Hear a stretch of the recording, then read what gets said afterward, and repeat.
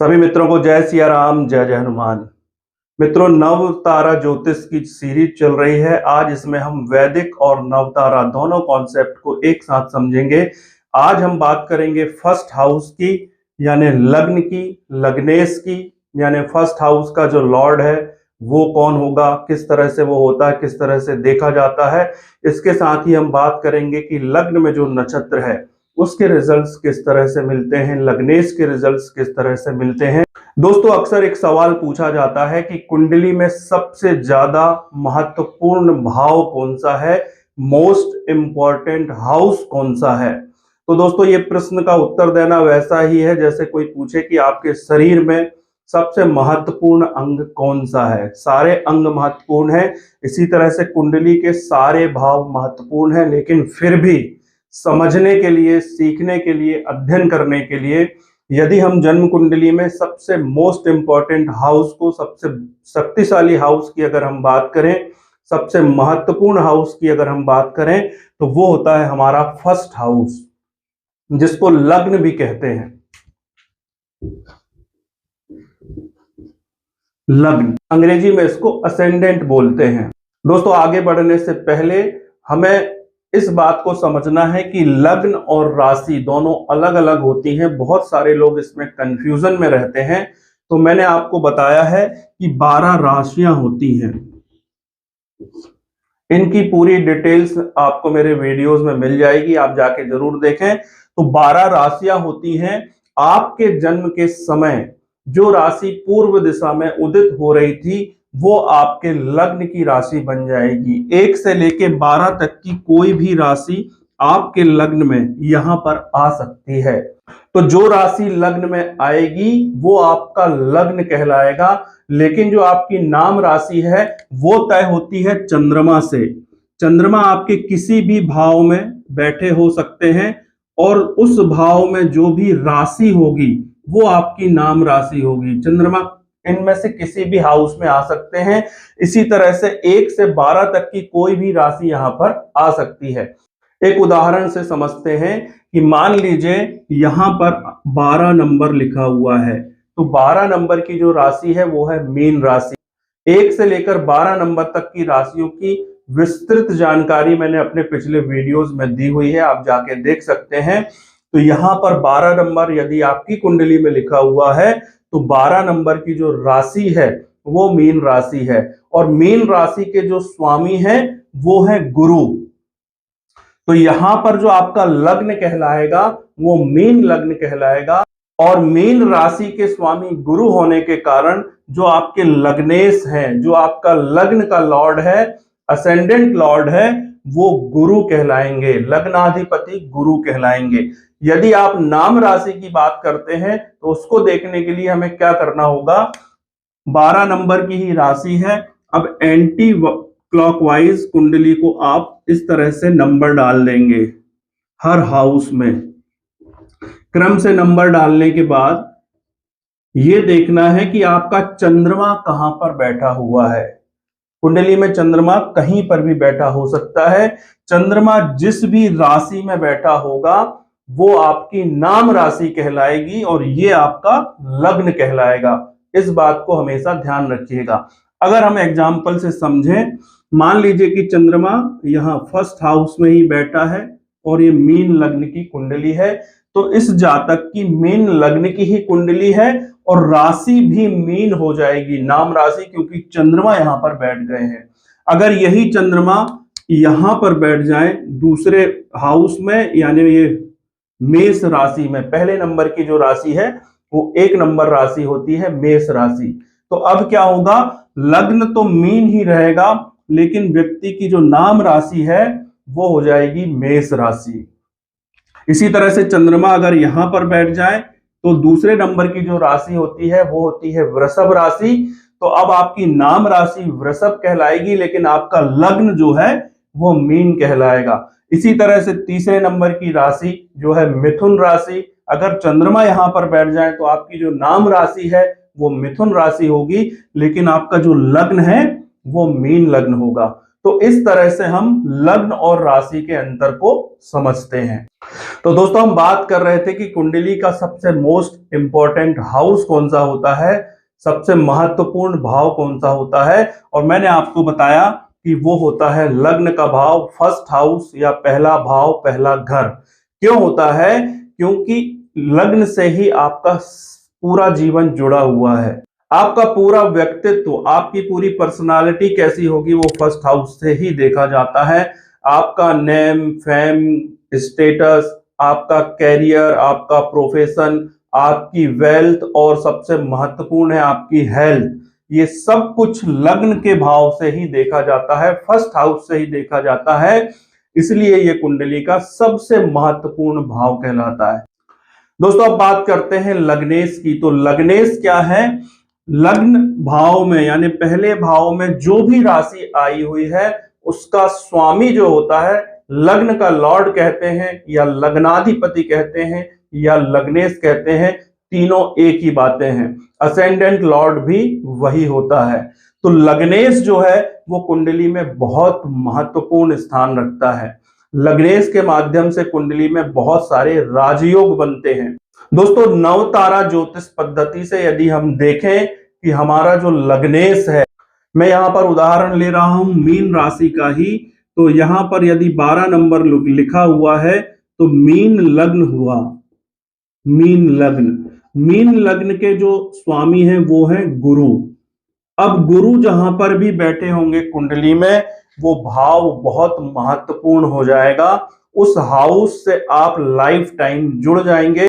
इस पर हम नेक्स्ट वीडियो पर बात करेंगे, लेकिन अभी हम समझते हैं कि यदि ये गुरु नवतारा ज्योतिष पद्धति में विपत, प्रत्यरी या वध तारा बन जाए तो क्या होगा?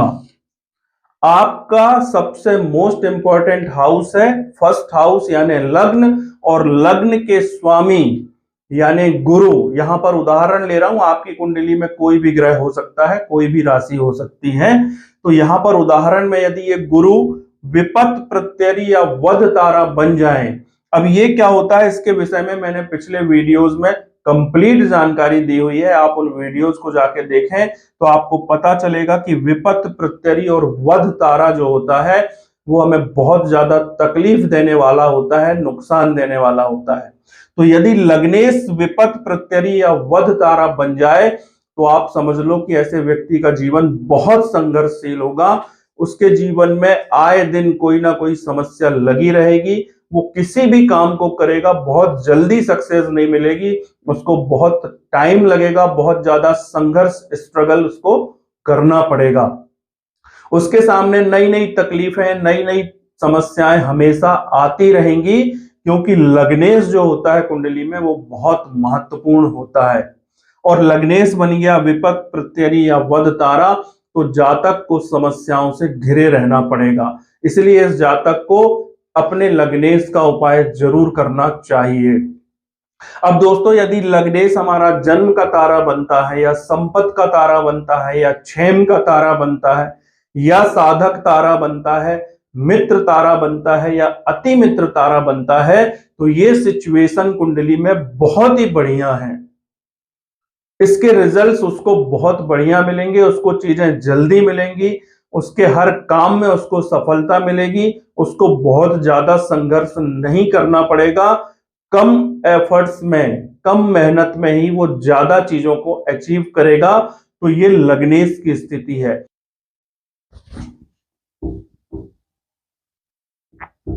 तो दोस्तों लग्न को हमने समझा और लग्नेश को समझा कि फर्स्ट हाउस में जो भी राशि आई हुई है उसका स्वामी लग्नेश है, जो आपके फर्स्ट हाउस का स्वामी है, लग्न का स्वामी है, लग्नेश है, लग्नाधिपति है। इसी तरह से इस हाउस में जो भी ग्रह बैठे हुए हैं वो भी बहुत ज्यादा महत्वपूर्ण हो जाएंगे, वो भी आपके पूरे जीवन में प्रभाव डालेंगे, क्योंकि लग्न जो है वो आपके जीवन के हर एक हिस्से से जुड़ा हुआ है। इसी तरह से यदि हम बात करें नक्षत्र की, तो आपके फर्स्ट हाउस में जो भी नक्षत्र होंगे उनका भी आपके जीवन में बहुत ज्यादा महत्व होगा।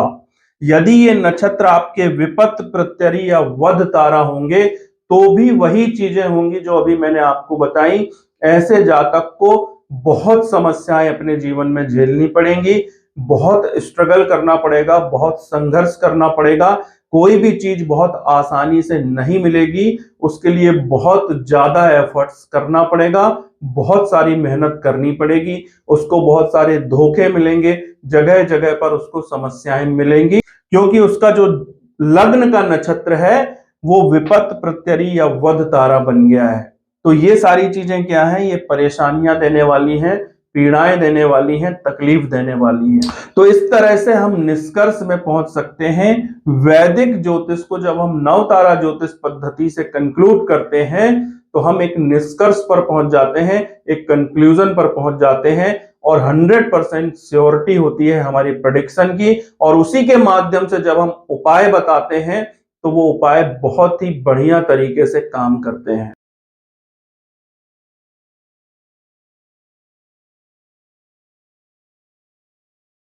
तो दोस्तों अभी मैं कुछ और जानकारी आपको दे दूं। यदि आप ज्योतिष की पुस्तकें पढ़ते हैं तो कुछ ऐसे शब्द होते हैं जो समझ में नहीं आते हैं बहुत सारे लोगों को, तो उनके बारे में भी मैं आपको बता दूं।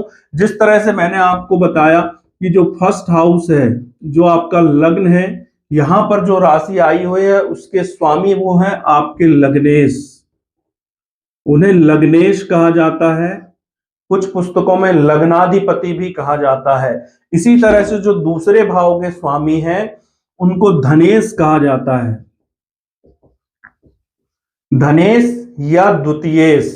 इसी तरह से तीसरे भाव के जो स्वामी हैं उनको पराक्रमेश कहा जाता है, क्योंकि ये पराक्रम का भाव है तो पराक्रमेश कहा जाता है या तृतीयेश कहा जाता है। चौथे भाव के स्वामी को चतुर्थेश या सुखेश कहा जाता है, क्योंकि ये सुख का भाव है। इसी तरह से पांचवें भाव को पंचमेश कहा जाता है या पुत्रेश कहा जाता है, क्योंकि पंचम जो भाव है वो संतान का कारक भाव है। इसी तरह से जो छठवां भाव है उसको षष्ठेश कहा जाता है, सातवें भाव को सप्तमेश कहा जाता है, आठवें भाव को अष्टमेश कहा जाता है, नौवां जो भाव है उसको नवमेश कहा जाता है या भाग्येश कहा जाता है, क्योंकि ये हमारा भाग्य का स्थान होता है। इसी तरह से जो 10वां घर है, 10वां भाव है, 10th हाउस है, उसको कर्मेश कहा जाता है या दशमेश कहा जाता है। 11वें भाव के लिए एकादशेश या आयेश शब्द का उपयोग होता है, क्योंकि ये हमारे आय का भी भाव है। इसी तरह से 12वें भाव को द्वादशेश कहा जाता है, व्ययेश कहा जाता है, क्योंकि ये व्यय का भाव है। इन शब्दों को बताने का उद्देश्य ये है कि आप जब कोई ज्योतिष की पुस्तक पढ़ें और ये शब्द आए तो आप अच्छी तरह से इनको जान सकें, अच्छी तरह से सीख सकें और समझ सकें। तो दोस्तों इस वीडियो में इतनी ही चर्चा करेंगे। अगले वीडियो में मैं आपको बताऊंगा कि लग्नेश किसी भी भाव में बैठे हैं तो उसका रिजल्ट क्या होगा। उदाहरण के लिए यदि लग्नेश फर्स्ट हाउस में ही बैठ जाते हैं तो ऐसे व्यक्ति को एक राजयोग मिल गया। लग्न का जो लग्नाधिपति है, लग्नेश है, वो लग्न में ही बैठा है तो वो एक राजयोग बनाता है। वो राजयोग क्या करेगा, इस व्यक्ति को बहुत अच्छी हेल्थ देगा, इस व्यक्ति को बहुत अच्छा नेम फेम और स्टेटस मिलेगा, इसको बहुत अच्छा प्रोफेशन मिलेगा, इस व्यक्ति का स्वास्थ्य हमेशा बहुत बढ़िया रहेगा। और ये जो जातक है, ये कुंडली वाला है, ये सेल्फ मेड पर्सन होगा, यानी खुद से मेहनत करके अपना सारा अस्तित्व बनाएगा। इसके घर पर बहुत करोड़ों रुपए की भी प्रॉपर्टी हो तो भी ये सेल्फ मेड बनने की इच्छा रखेगा। तो ये लग्नेश का महत्व होता है। लग्नेश यदि दूसरे भाव में होगा तो क्या होगा, तीसरे भाव में होगा तो क्या होगा, इन पर हम अगले वीडियो पर डिटेल में चर्चा करेंगे। तो दोस्तों यदि आपने अभी तक हमारे चैनल को सब्सक्राइब नहीं किया है तो जल्दी से सब्सक्राइब करें, वीडियोस को लाइक करें, कुछ पूछना है तो कमेंट करें, वीडियोस को ज्यादा से ज्यादा शेयर करें। आपने मेरी बातों को बहुत गंभीरता से सुना, इसके लिए आपको बहुत बहुत धन्यवाद। मिलते हैं अगले वीडियो में। नमस्कार।